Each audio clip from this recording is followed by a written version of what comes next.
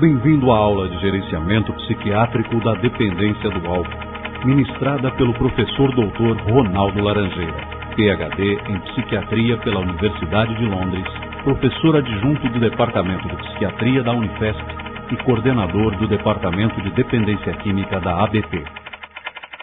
Então, hoje eu vou falar sobre o gerenciamento psiquiátrico da dependência do álcool.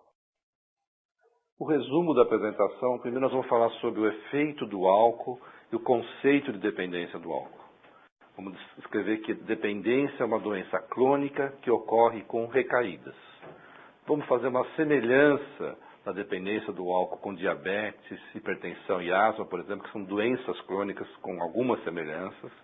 E vamos descrever em maiores detalhes o gerenciamento psiquiátrico, que seria uma boa alternativa para o tratamento da dependência do álcool. Vamos descrever no dia a dia, numa entrevista inicial e numa entrevista de sequência, os elementos do gerenciamento psiquiátrico. E para terminar, nós vamos descrever as medicações utilizadas no tratamento da dependência do álcool e discutir um pouco sobre as comorbidades psiquiátricas e o seu tratamento. Vamos descrever um pouco dos efeitos do álcool no cérebro e falar o conceito de dependência do álcool.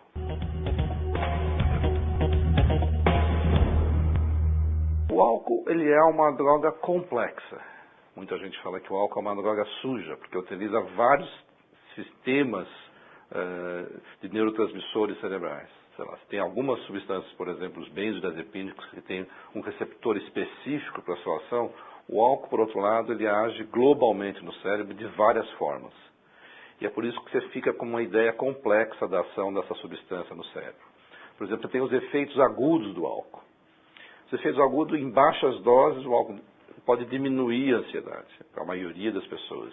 Na verdade, não é todas as pessoas em que o álcool diminui a ansiedade. Tem pessoas que aumentam a ansiedade com baixas doses de álcool. No entanto, altas doses de álcool agudamente vai produzir, muitas vezes, o aumento da ansiedade. Então, mesmo agudamente, dependendo da dose, dependendo das pessoas, o efeito do álcool agudo possa ser bem diverso. Em altas doses, o efeito crônico do álcool vai produzir depressão e ansiedade.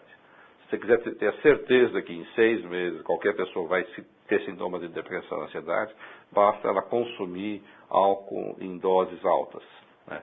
Mesmo não tão alta, 3, 4 doses de uísque, por exemplo, se você usar regularmente, pode levar a sintomas de depressão, ansiedade.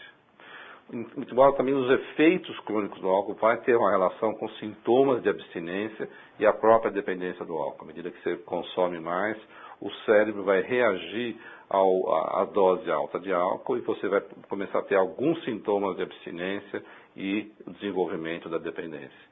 Dos sintomas de abstinência, por exemplo, a ressaca, ela é um tipo de abstinência, né? Tem pelo menos 2 componentes na ressaca. Quando você bebe grande volume de álcool, no dia seguinte você vai ter um componente que é da reação da intoxicação do álcool. Se você beber uma bebida de pior qualidade, você vai ter uma pior ressaca. Então, o elemento da pior ressaca seria das impurezas contidas na bebida alcoólica. Mas, por outro lado, você vai ter um outro componente que é uma reação do próprio álcool, né? Um efeito rebote do álcool, que é um dos componentes da ressaca, e isso é um tipo de abstinência aguda que o álcool produz.